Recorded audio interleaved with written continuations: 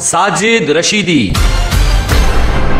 तस्लीम रहमानी, अंसार रजा, शोएब जमाई, अली खादरी, इलियास शरफुद्दीन। ये वो नाम हैं जिन्हें हिंदुस्तानी नेशनल मीडिया ने अपने काम के लिए किराए पर रखा है। ये वो लोग हैं जिसे नेशनल मीडिया मुसलमानों के खिलाफ चलाए जाने वाले एजेंडास के लिए इस्तेमाल करती है।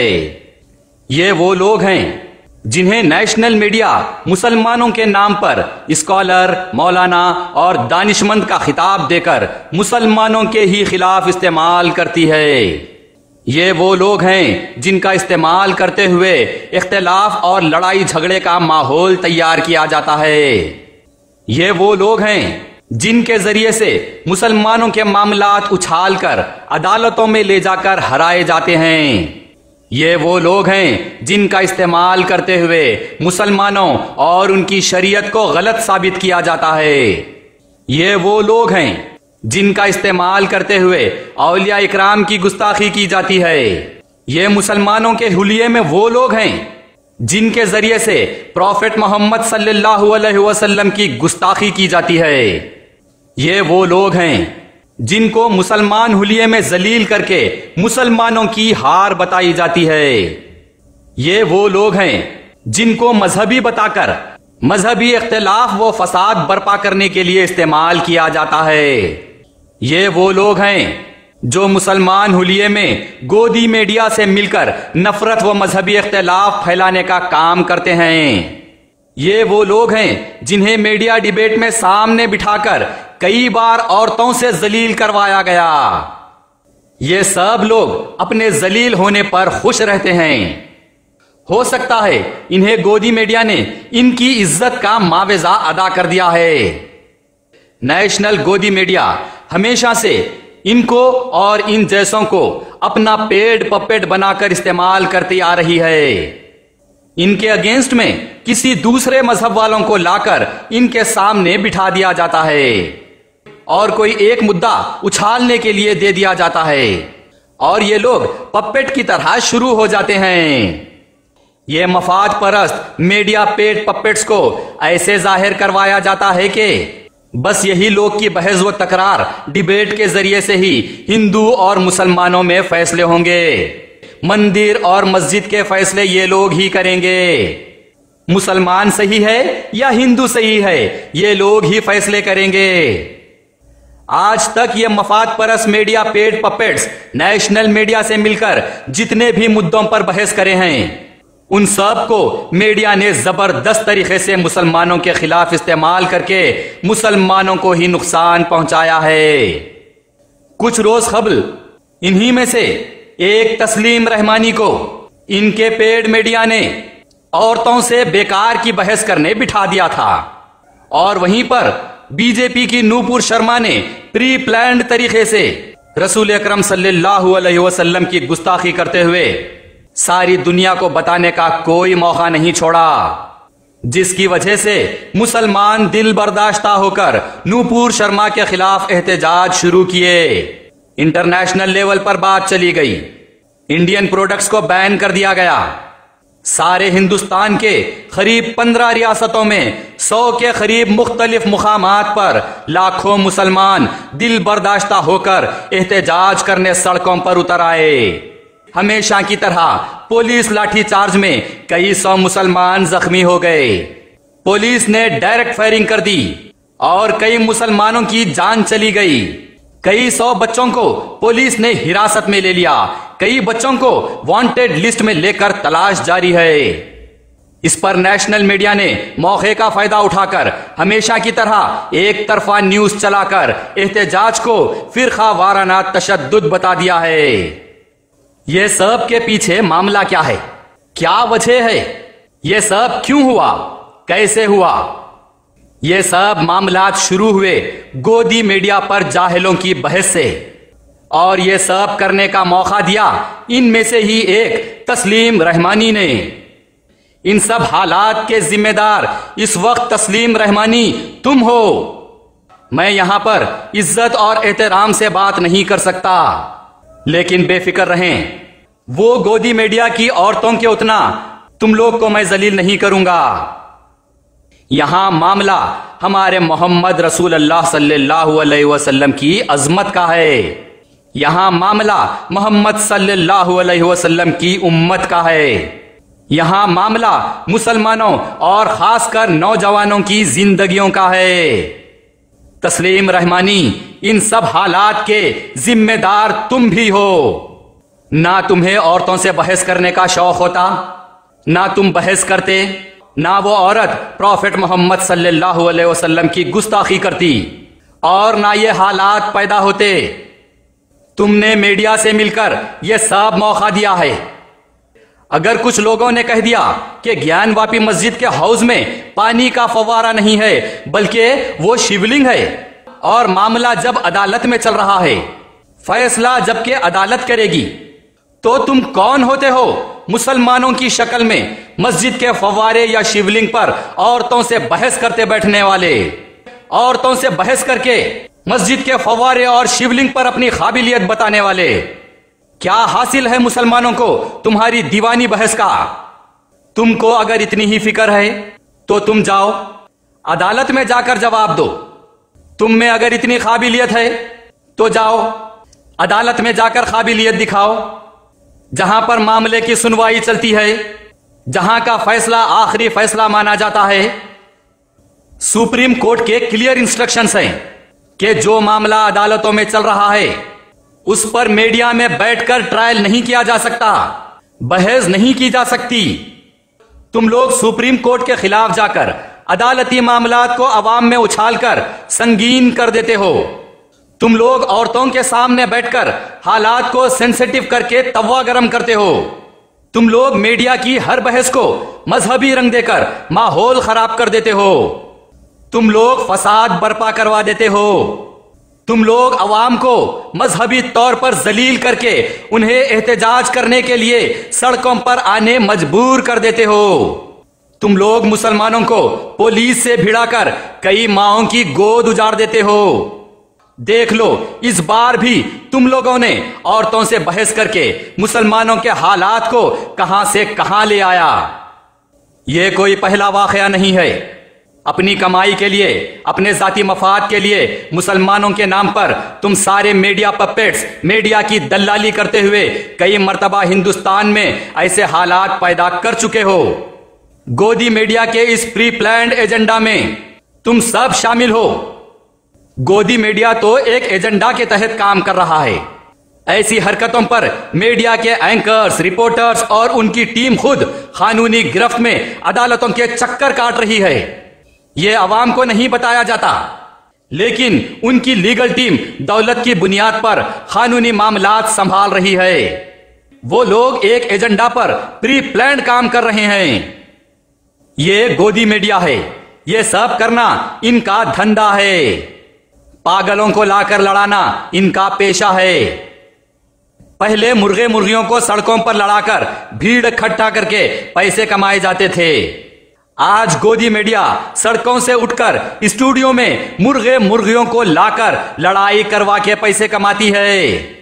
गुड़गुड़ी बजाकर भीड़ इकट्ठा करके बंदर का नाच दिखा के पैसा कमाया जाता था। आज गोदी मीडिया स्टूडियो में बंदरों का तमाशा लगाकर भीड़ इकट्ठा करके स्पॉन्सर से पैसा कमाती है, और उस कमाई में से गोदी मीडिया तुम लोग को भी भीड़ इकट्ठा करने का मावेजा देती है। इसीलिए मीडिया को एक अड्डा बनाकर तुम लोग लड़ते झगड़ते बहस करते बैठते हो। लेकिन इस खेल में तुम सब अपने जाती मफाद के लिए उम्मते मोहम्मदिया से खेल रहे हो। जितने मुसलमान बच्चों की जान गई है तुम सब उनके कातिल हो। जितने बच्चों को पुलिस ने गिरफ्तार किया, जितने बच्चों की जिंदगियां खतरे में हैं, उन सब के तुम भी जिम्मेदार हो।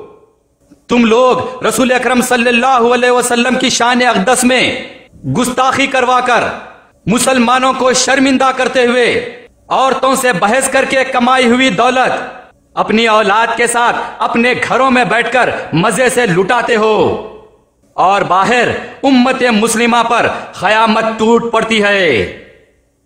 2018 में ट्रिपल तलाक की बहस पर स्टूडियो में जब एक मौलाना को मीडिया वालों ने ही लेडीज से जूते खिलाए थे, तब से हम अदब व एहतराम से गुजारिश करते आ रहे हैं, इल्तिजा कर रहे हैं कि ये गोदी मीडिया की गोद से निकल जाओ, मुसलमानों को जलील मत करो, प्री प्लान्ड स्क्रिप्टेड डिबेट्स में हिस्सा मत लो और दीन इस्लाम, शरीयत और मुसलमानों के ताल्लुक से बहस मत करो। मुसलमानों के हुलिये में औरतों से बहस करके जलील मत हो और अपनी हरकतों से मुसलमानों को परेशान व जलील मत करो। लेकिन समझ में नहीं आता। मैंने इनमें से कई लोगों को फोन करके रिक्वेस्ट किया था, अदबन गुजारिश की थी। मैंने यहां तक भी कहा इनसे कि अगर आपकी आमदनी ये औरतों की बहस करके ही होती है, अगर आपका गुजर बसर इसी पर है तो बता दीजिए, इंशाअल्लाह हम ग्रुप में बात करके आप लोग के गुजर बसर का इंतजाम कर देंगे। लेकिन नहीं, 3-4 महीने खामोश रहते हैं, फिर शुरू। तुम लोग कौन होते हो जो मुसलमानों को रिप्रेजेंट करने की हिमाकत कर रहे हो? तुम इंटेलेक्चुअल नहीं हो, तुम दानिश्वर नहीं हो, क्योंकि इंटेलेक्चुअल्स स्क्रिप्ट की प्लानिंग समझ जाते हैं। वो क्या कर रहे हैं, उनका कैसा इस्तेमाल हो रहा है, उनकी हरकत का कम्युनिटी पर क्या असर होगा, ये इंटेलेक्चुअल्स जान जाते हैं। इंटेलेक्चुअल्स किसी के पप्पेट बन के काम नहीं करते। इंटेलेक्चुअल्स बेकार की बहस औरतों से करते नहीं बैठते। इंटेलेक्चुअल्स गोबर खाने वाले और मूत्र पीने वालों से बहस नहीं करते। तुम लोग तो काबिल भी नहीं हो, क्योंकि काबिल इंसान बहस व तकरार करके अपनी काबिलियत नहीं बताते।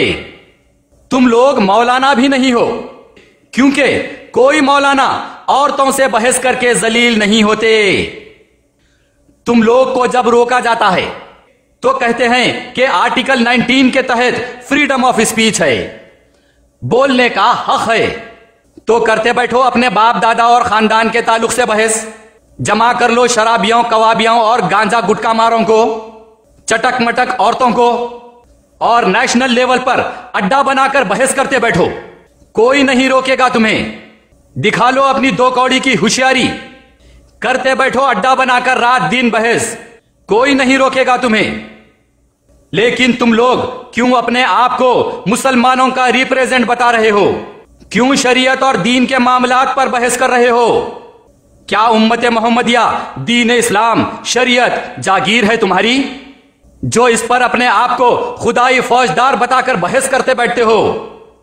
तुम लोग को शर्म आनी चाहिए, जो गोबर खाने वाले और मूत्र पीने वाले और रात भर शराब के नशे में धुत रहने वालों के साथ, खासकर औरतों के साथ बहस करने की तुम लोग को लत पड़ गई।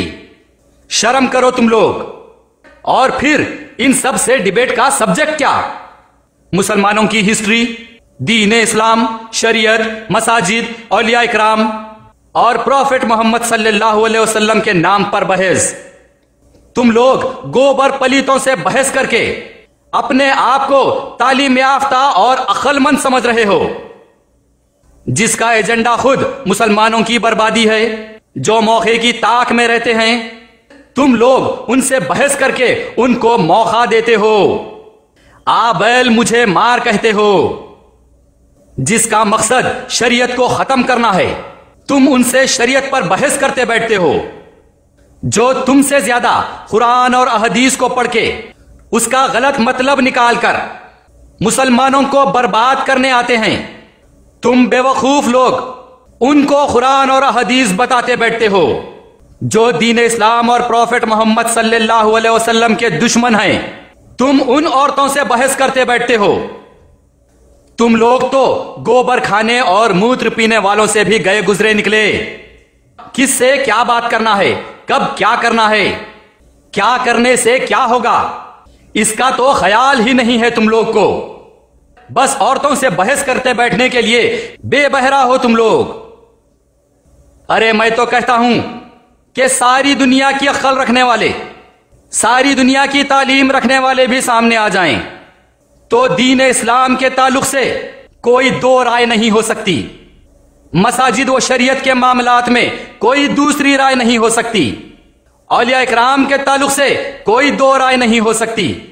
प्रॉफेट मोहम्मद सल्लल्लाहु अलैहि वसल्लम के मुतालिक कोई दूसरी राय हो ही नहीं सकती। तो फिर बहस व तकरार कैसी, डिबेट कैसी? जो मामलात अटल है, जो ता क़यामत बदले नहीं जा सकते, उस पर बहस कैसी?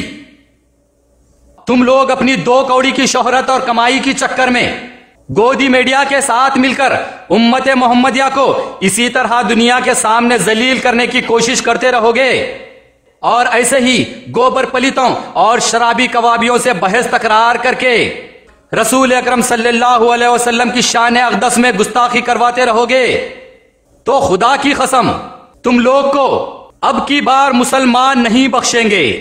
गुस्ताख रसूल तक पहुंचने से पहले मुसलमान तुम तक पहुंचेंगे, याद रखना। हिंदुस्तान के खवानीन के मुताबिक तुम लोग पर कानूनी कार्रवाई भी जरूर होगी और शरीयत के हिसाब से भी तुम लोग से जरूर निपटा जाएगा। सरे आम कोड़े लगवाए जाएंगे तुम लोग को।